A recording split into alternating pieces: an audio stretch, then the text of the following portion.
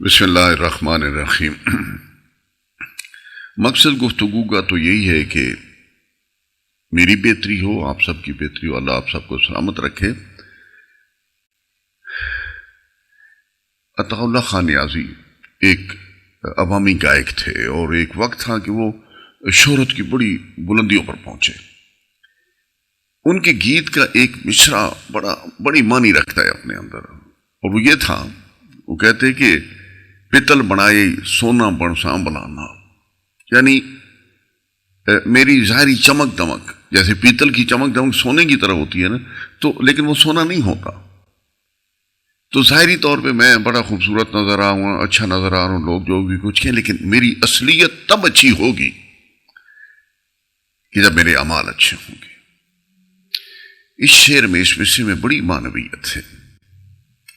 دیکھیے، عام طور پہ لوگ نیک اور پارسا لوگوں کی بات کرتے ہیں تو ان کی شکل و شبہات کی بڑی بات کرتے ہیں کہ جی اس کی آنکھیں اس طرح کی خوبصورت ہیں، اس کے بال ایسے خوبصورت ہیں، اس کے ٹھیک ہے، اس کی اہمیت اپنی جگہ ہے۔ لیکن میں آپ کو ایک مثال دیتا ہوں۔ ابو لہب، جس کا قرآن میں اللہ تعالیٰ نے فرمایا کہ اس کے ہاتھ ٹوٹے، اس کی موت بڑی دردناک موت ہوئی تھی۔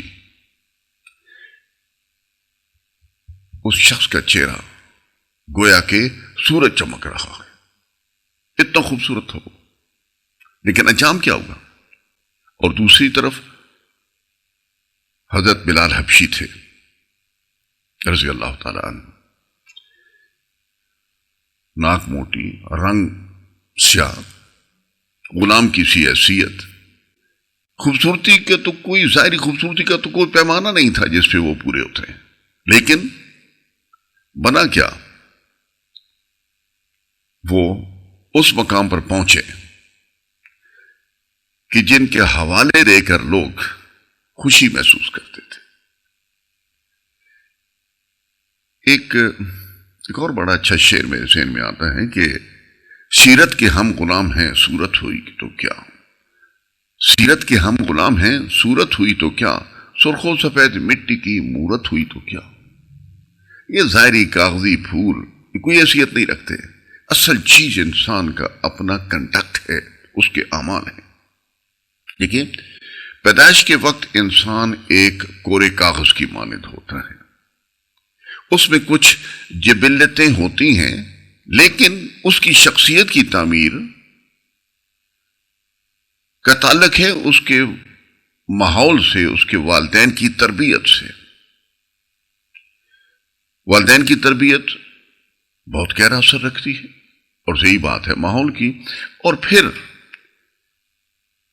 ایک بڑی بات یہ ہے کہ تربیت والدین، ماحول کے اثرات کے بعد خود وہ آدمی اپنی سوچ و بچار کی صلاحیتوں کو بروئے کار لا کر کیا بنتا ہے، یہ بہت اہم بات ہے۔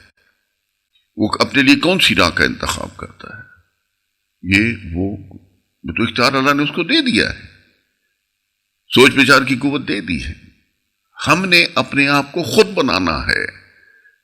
پتل سے سونا بننے کے لیے ہمیں کوشش کرنا پڑے گی۔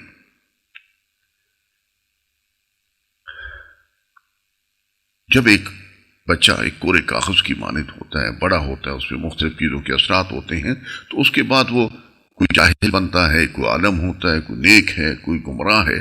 تو یہ ساری باتیں بعد میں آتی ہیں، ابتدا میں نہیں ہوتا۔ تو بات یہ جو ہے، یہ اس کے جو ایک نقطہ جو میرے سامنے وہ میں یہ کہنا چاہتا ہوں کہ اس دنیا میں گھوڑا حاضر میدان حاضر والی مثال ہے۔ جو اللہ نے صلاحیتیں دی ہیں ان کو ہم کیسے استعمال کرتے ہیں، اور اپنی مال جان، اپنی کوششوں کے ذریعے ہم دنیا میں کیا مقام حاصل کرتے ہیں اور آخرت کے لیے کیا تیاری کرتے ہیں۔ ایسا نہیں ہے کہ اللہ کریم چون نے بھی اس کو دوزخ میں ڈال دو، اس کو جنت میں ڈال دو، اس کو پیسے بہت دے دو، اس کو غربت دے دو، ایسا نہیں ہے۔ ہر ایک چیز کی پیچھے ساری طاقتیں ہوتی تو اللہ کی طرف سے، لیکن ہماری کوششوں کو دیکھا جاتا ہے۔ اللہ نے فرمایا نا قرآن حکیم میں اِنَّا سَعْيَهُ سَوْفَ يُرَىٰ، ہم عنقریب تمہاری کوشش دیکھیں گے۔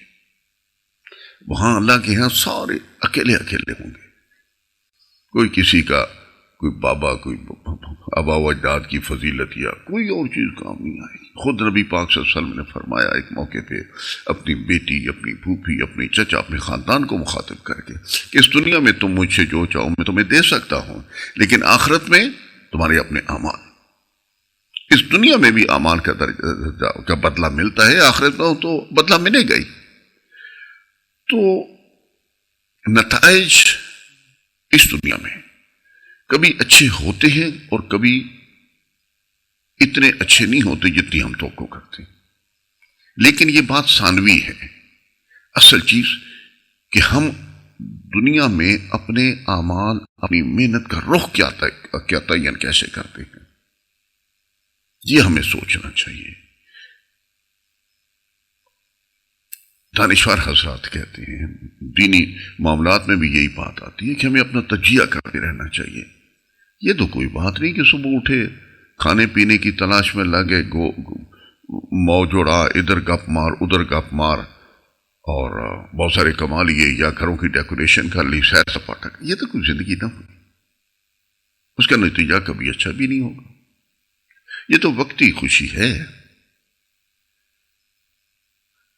اللہ تعالی ہمارے اعمال کے نتائج کو نہیں دیکھیں گے، وہ صرف یہ دیکھیں گے کہ ہم نے اپنے آپ کو اس دنیا میں اللہ کے احکامات کے تحت کیسے چلایا، ہم نے اپنے آپ کو کیسے کنڈکٹ کیا۔ ایک چھوٹی سی مثال آپ کو دیتا ہوں۔ فوجی تربیت کے دوران ایک مرحلہ ہمارا باکسنگ کا بھی تھا۔ باکسنگ کی کمپٹیشن ہوتا تھا، اور جو بہت اچھا باکسر تھا، بیسٹ باکسر، اس کو تو انعام ملتا ہی تھا، لیکن اس باکسر کو بھی انعام ملتا تھا جو ہار جاتا تھا، اس کو بیسٹ لوزر کہتے تھے۔ وجہ یہ ہوتی تھی اس کو انعام ملنے کی کہ وہ ہارا تو ہے، لیکن ہارنے کے دوران بھی اس نے کس طرح کی ہمت، دلیری کا مظاہرہ کیا، تو اس کی وہ دلیری اور ہمت اور وہ سٹائل جو تھا، اس کی بنا پر اس کو بیسٹ لوزر کا انعام ملتا تھا، جو بیسٹ باکسر کے انعام کے سے کسی طرح سے کم نہ تھا۔ چنانچہ ہماری محنت اور کوشش تب ہوگی جب ہم سوچیں گے کہ ہم دن رات کیسے گزار رہے ہیں۔ اللہ کریم آپ سب کو اور مجھے اپنی حفظ و امان میں رکھے۔